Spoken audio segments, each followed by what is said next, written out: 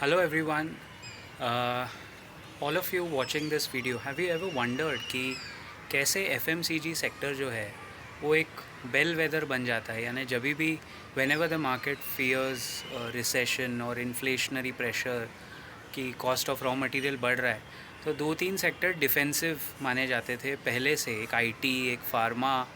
IT अभी inflationary time में defensive और नहीं माना जाता, but pharma sector, certain hospital stocks and FMCG में कोर एफएमसीजी प्लस डिस्क्रिशनरी से ज़्यादा कोर एफएमसीजी जो डेली एसेंशियल एफएमसीजी स्टॉक्स है, जैसे ब्रिटानिया, नेस्ले, इवन रिटेल वाले जो कंपनीज़ है, वो हमेशा कैसे चलने लगते हैं, उसके कुछ फंडामेंटल रीजंस है।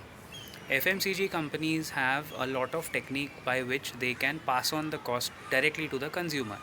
सबसे पहला सिंपल टेक्निक है भाई, रॉ मटेरियल कॉस्ट बढ़ गया तो आपने MRP बढ़ा दिया। If they feel it is feasible, अगर प्रोडक्ट की डिमांड या प्रोडक्ट के ओवरऑल सेल्स में इम्पैक्ट नहीं होगा, अगर कंपनी को लग रहा है बढ़ा सकते हैं, जहाँ तक बढ़ा सकते हैं, वो पहला ऑप्शन यही होता है, प्राइस बढ़ा दो। आपके एरिया में bread, something as unhealthy and as basic as bread का भाव देख लेना पिछले 10 साल में। And if the FMCG company exercises this option, यानी एक बार भाव बढ़ाया तो वो कभी पीछे नहीं आएगा।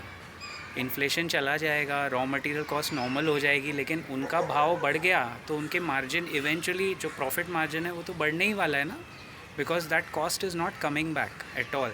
Look at the price of basic bread in your area. ये पहला ऑप्शन। जहाँ उनको लगता है हम भाव नहीं बढ़ा सकते, तो सेकंड ऑप्शन इज़ ग्रामेज मतलब क्वांटिटी कम कर देंगे। और बहुत इंटेलिजेंटली ये कंपनीज़ है ना क्वांटिटी कम करती है, बहुत इंटेलिजेंटली। आपको पता नहीं चलेगा। पार्ले जी का 10 रुपये का बिस्किट का पैकेट है, very few of us will count कि इसमें पहले कितने बिस्किट आते थे, अब कितने आते हैं। अगर वो बिस्किट का काउंट कम कर सकते हैं तो वो करेंगे। जहाँ उनको लगा यार काउंट करने में बहुत ऑब्वियस हो जाएगा, कस्टमर का बैकलैश हो सकता है, तो वहाँ वो बिस्किट का माइक्रोस्कोपिक वे में साइज़ ऐसे कम करेंगे कि आप कभी पकड़ नहीं पाओगे कि इसका पहले साइज़ एक्चुअली बड़ा था। पार्ले जी का बिस्किट देख लेना pre Covid and post Covid, आपको समझ में आएगा। अगर आप में से कोई एकदम ऐसे चुन चुन के देखता है, तो नहीं देखते ना हम लोग, तो आपको अगर याद आएगा तो आप समझ जाओगे मैं क्या बोल रहा हूँ। साइज़ में फ़र्क आया है। एक तो कॉस्ट पास ऑन कर दिया, नंबर वन। नहीं, वो नहीं कर सके तो ग्रामेज यानी साइज़ कम कर दिया। दोनों में FMCG कंपनी के मार्जिन्स तो बच गए ना, they made money.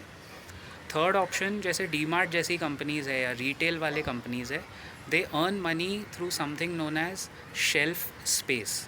Shelf space मतलब ये दुकानदारी का कॉन्सेप्ट है कि अगर आपको एक ही कैटेगरी के 4 प्रोडक्ट रखने हैं, तो मैं 4 में से कौन सा वाला कस्टमर फेसिंग रखूँगा, एकदम कस्टमर के सामने कौन सा रखूँगा, उस प्रोडक्ट को आगे रखने के लिए एक प्रीमियम दिया जाता है डीमार्ट को। और काफ़ी दूसरे रिटेलर्स भी ब्रांड से प्रीमियम चार्ज करते हैं। प्रीमियम मतलब पैसे चार्ज करते हैं कि आपको चाहिए, आपका ये हाईएस्ट सेलिंग प्रोडक्ट है, अगर ये आप चाहते हो मेरे स्टोर में आगे रहे, शेल्फ स्पेस में आगे रहे, तो भाई मुझे पैसे दो। तो that is also way that some नामचीन रिटेलर्स, बिग कंपनीज, डीमार्ट तो 100% पैसा कमाता है शेल्फ स्पेस से, but a lot of other retailers also make money through this shelf space.